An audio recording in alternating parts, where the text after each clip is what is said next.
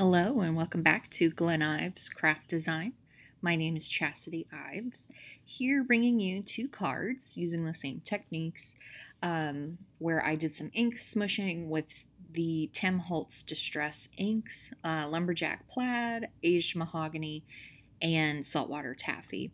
As you saw there, I originally put the inks on a piece of parchment paper or a thinner version of parchment paper, and it didn't really do what I wanted it to do. I wanted it to bead up a little bit, but it didn't.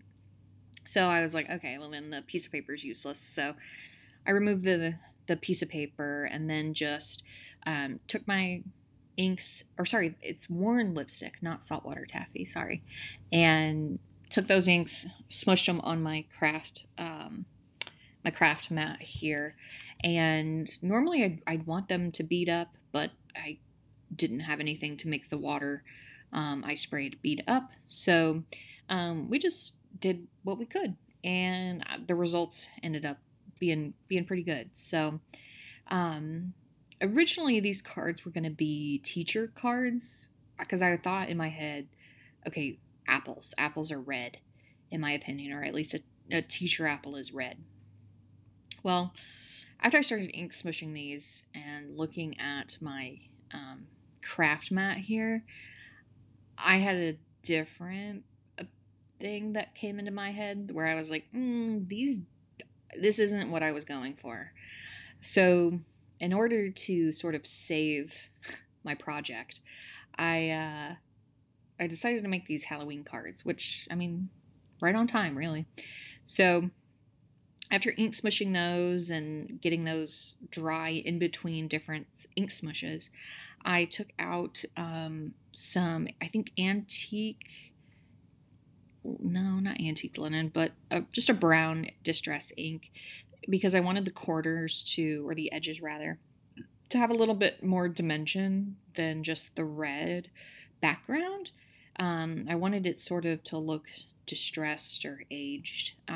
I just saw a Juliana Michaels video that she released using some vault die cuts that Tim Holtz just released, and I was like, I want to do that, and I wanted to do that with the supplies I had on hand, and that's how these cards came about. So I had some different Tim Holtz Stampers Anonymous stamp sets that I just scattered throughout the backgrounds here. And so you can see here, these ones it just looks like a weed to me. I put it over in the top left, or sorry, the bottom left, and I'm using Simon Says Stamp Smoke, I believe, dye ink, and just sort of going for a faded background because I don't want the background to stand out too much. Or at least the inked images stand out too much. I kind of wanted the red to be the forefront, and my bats that I will eventually put on my card front be really the center point and the visual interest. So here again, just taking random pieces or random stamps rather, and just positioning them in a way that made sense. And here you can see it's sort of out of frame, but I have a skull and some scripted paper, and I did end up stamping the skull a couple times. Again, add that extra bit of depth. I mean, it's a single layer card with, I mean, a little bit of lift via the sentiment that I used. But yeah, the card fronts were pretty simple.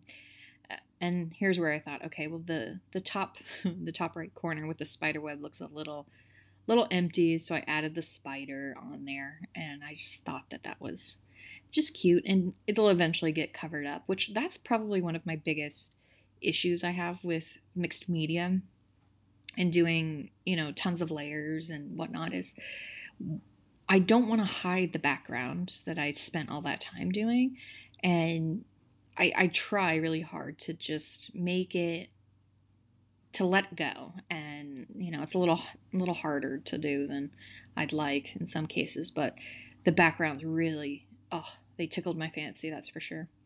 And you saw there I just used ground espresso to again go in and deepen the the edges of the background, and even the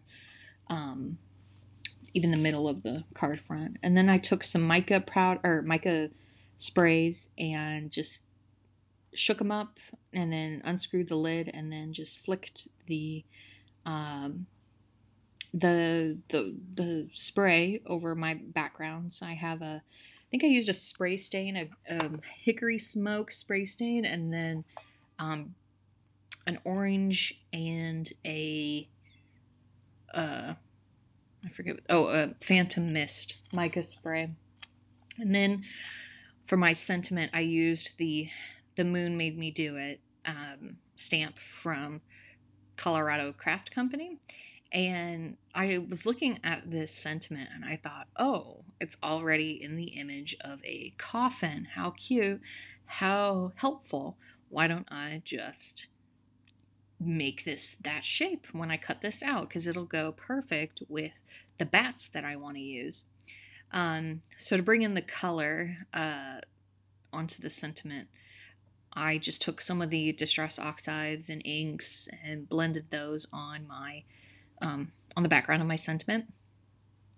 Here, it does look a little dark and dirty, but that's kind of eventually the look I was going for. So I cut those out off camera, and then I did take my bat stencil and some black opaque grit paste, and just went to town with, giving my background the bats. So after those dried, I then cut those down to, I believe, a little bit shorter than 4 1/4 and 5 1/2, because I wanted a black frame to go around the card front. Because again, there's not going to be a lot of sort of, I guess, foam tape or anything to give dimension. It's more of the lift of the frame, I guess. So cut those down and whatnot, and it really just turned out. I really turned it around, I'll tell you that.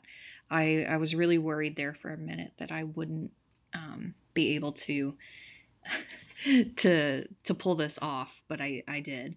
So after I glued the card front to the black frame, I glued. So since I was using watercolor paper, I didn't mention that for the card front background. The paper is a little warped, so I had some red tape from Simon Says Stamp that I used to adhere the card front to the black frame, and that way it's, because that stuff is super sticky, so I know that that's not going anywhere. So from that same Colorado Craft Company stamp set with the big cat that you just saw, I took out another sentiment and put that on the inside of my card. It's a really cute sentiment. So needless to say, after that, glued the card front down to the card bases, and then from there tried to figure out how I was going to arrange my card front. And what I decided to do was put the sentiment or the coffin in the center, and then cut out a bat from CZ Design and Simon Says Stamps die set to, again, give it, because it looked a little off-center to me.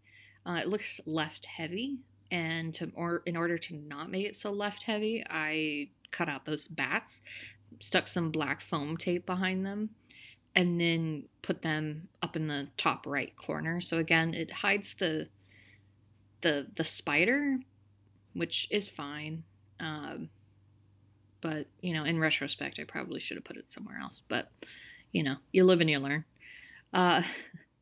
Anyways, these were the cards, and they were super fun, and I think they just turned out amazing.